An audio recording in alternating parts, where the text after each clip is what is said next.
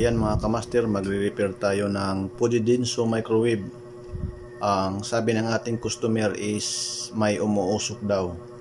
So, let's go. I-check natin kung ano ba yung problema. So, hindi na natin to isasaksak kasi may amoy daw sunog. So, buksan na lang natin.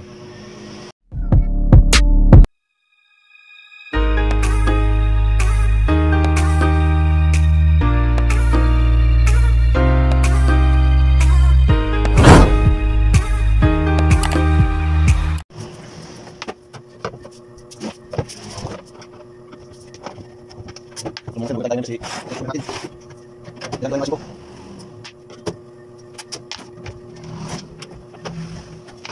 So, ito yung natin mobil. Yan. So, busan natin yung yan. So, natin yung ito yung kapasitor. Yan. Dito yung tos. Dito yung drive. Yan natin. So, nabuksan ko na master yung ito yung kapasitor. Ang ano niya is 0.70 UF microfarad. So pag tester natin is gumamit tayo ng analog tester. Yan. Then naka-rinse tayo sa 10 key or 1 key.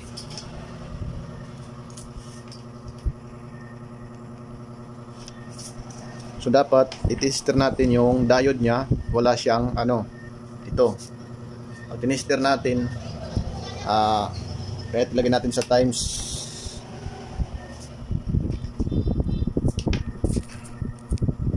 yan.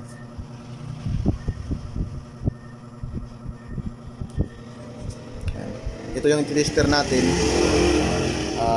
Dapat doon tayo sa malaki 10K. So dapat siya may palo, din pag reverse dapat wala. So i-check natin. Dito natin yung isa. Tingnan natin yung tester dito. So alon, hindi siya pumalo. So baliktarin natin. Makikita natin is pumapalo. So ibig sabihin good yung ano natin, diode na malaki. So yung kapasitor naman is 0.7, dapat pumalo siya din babalik. Yan, tester natin. Yan o, bumalik siya. Pag ilagay natin dito sa mababa, di mo siya masusukat pag times 1. Check natin. So ayan o, wala. Dapat mataas yung ano natin. Tayo natin sa 10. Wala rin. So dito tayo sa 1K. Tingnan natin. Mayroon kunti. So para malaman, dito natin sa times 10K or 100K. So dapat pumalo siya din babalik yung pointer. So ibig sabihin good lang yung ano natin, microfarad capacitor. Din ito naman yung fuse, yung kulay itim. I-check mo lang to papunta dito. Hindi ko na ito tatanggalin. Dapat may continuity siya. So i-check natin dito. So ibig sabihin no, ayan o.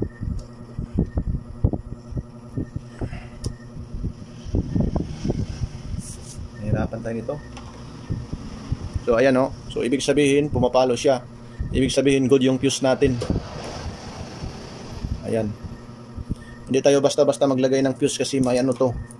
May nakalagay dito kung ilan yung ratings niya na ilagay mo na ano na fuse. So dito naman tayo sa magnetron. Ayan. Tanggalin natin.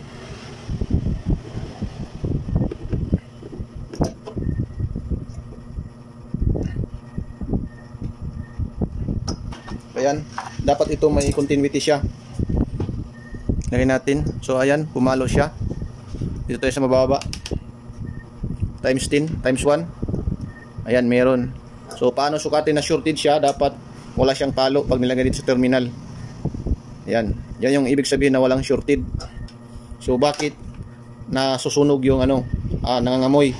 So wala dito yung problema. So baliktarin natin. Ayan.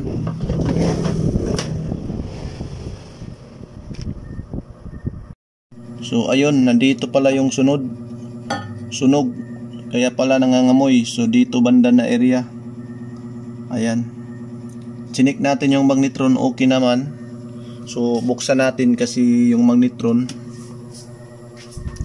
Ito. Buksan natin to, may dalawang ano dito. Isa, dalawa, tatlo. Tatlo lang.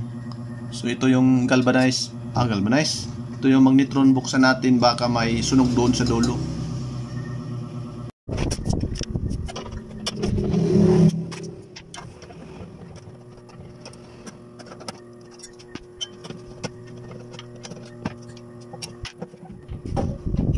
So ayan mga master, nabuksan na natin. Ayan, kung makikita natin, no, ayan, no, may sunog siya, oh. So talagang papalitan natin. Good naman yung tester niya, pero ito may ano dito sunog, so palitan natin to.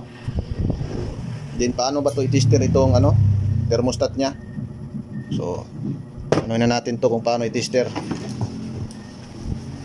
So naka ano tayo, naka times 1. Yan, dapat may palo yan, yung pointer. So i-check natin. Ayan, oh. Dito tingnan. So ayan, good lang. So palitan natin yung magnetron. Ayan mga kamaster, mag-order muna tayo ng magnetron. Then mag-update tayo pag mayroon na tayo na bili. Ayan mga kamaster, nag-order na tayo. Then tanggalin natin tong ano, laman.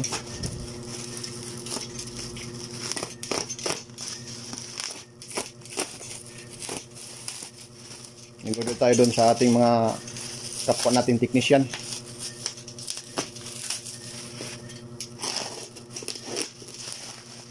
Sobrang balot nito, napaganda na pagkabalot. Ayan. So ito yung ipapalit natin. Ayan. Ito. Ayan. Ito yung ipapalit natin.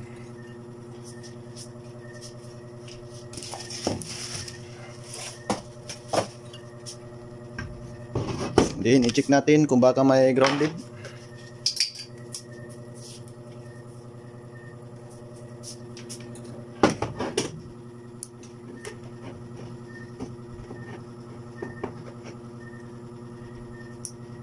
Ayan, may pointer siya. Check natin. Ayan, meron. Grounded. Wala. Ayan, wala. So ipalit na natin dito. Ito mga master.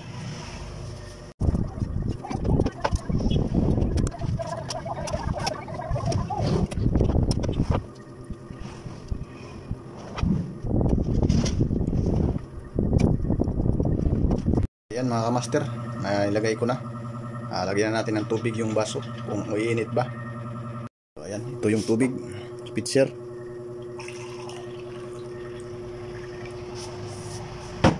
Then pasok natin mga master.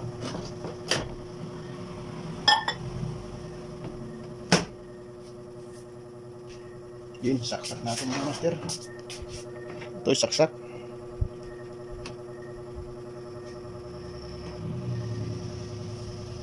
Yan, then i-on natin master, ilagay natin sa medium. Then ilagay natin dito sa number 5.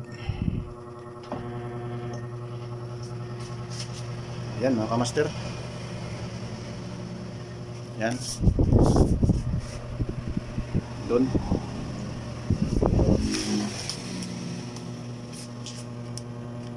Yan. Tingnan natin yung ikot. So ayan, patayin muna natin to master. Yan muna natin. So wala nang ano, parang umusok o sunog. So antayin natin to na matapos. I-post ko lang. Ayan mga kamaster, malapit na mag 0.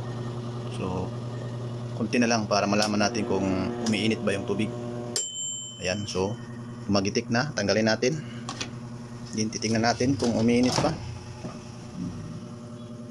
Ayan. Ayan, mainit na master. Ayan, oh. Kuha natin na, ayan, oh.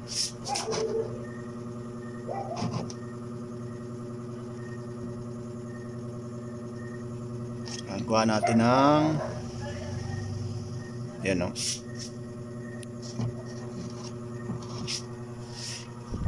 Ayan, kuha tayo ng isang baso.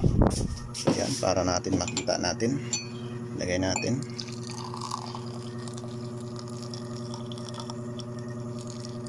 Ayan na. Ayan mga kamaster, okay na. Kaso di makita. Ayan. So hanggang dito na lang video. Sana may natutunan kayo kung paano i-check at i-repair. Peace out mga kamaster.